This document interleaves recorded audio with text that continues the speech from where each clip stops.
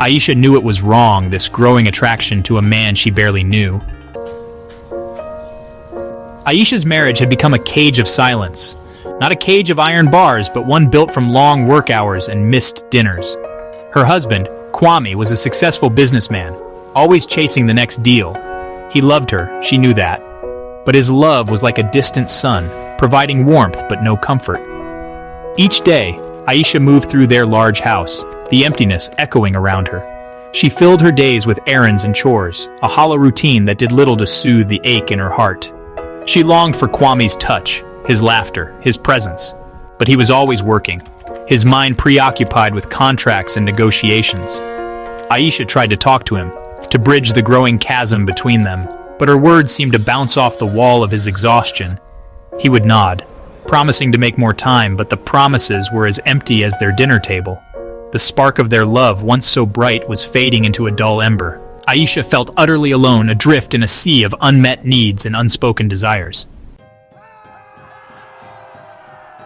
It was at a friend's wedding that Aisha met Baltazar. He was charming, with a quick wit and eyes that seemed to see right through her carefully constructed facade. Baltazar listened, really listened, as she spoke about her work at the library and her passion for literature. He laughed at her jokes, offered compliments that made her blush, and for the first time in a long time, Aisha felt seen. Their conversations continued, stolen moments in crowded markets and quiet cafes. Baltazar became her confidant, the one person who seemed to understand the depth of her loneliness. He filled the void left by Kwame's absence, his presence a balm to her wounded heart. Aisha knew it was wrong, this growing attraction to a man she barely knew. But Baltazar was intoxicating, his attention a drug she craved. He made her feel alive, desirable, like a woman worthy of passion and attention. And so she surrendered to the temptation, her guilt and fear drowned out by the allure of his touch. The affair was a whirlwind of stolen moments and secret rendezvous. Baltazar made her feel cherished, his desire a heady elixir that chased away the loneliness. But deep down, Aisha knew it was built on a foundation of deceit. The guilt gnawed at her, a constant reminder of her betrayal. Then came the revelation that shattered Aisha's world. A friend, her face pale with concern, showed her a video circulating online. It was Aisha and Baltazar, their intimacy laid bare for all to see. Aisha's blood ran cold as she realized the truth.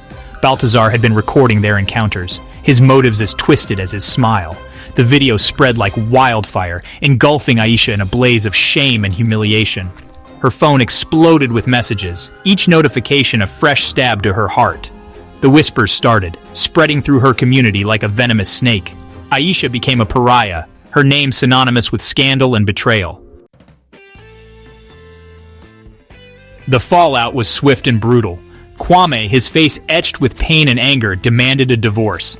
Her friends, once so supportive, distanced themselves, their whispers following her like shadows. Aisha was left utterly alone, the weight of her actions crushing her spirit. Yet, even in the depths of her despair, a flicker of hope remained.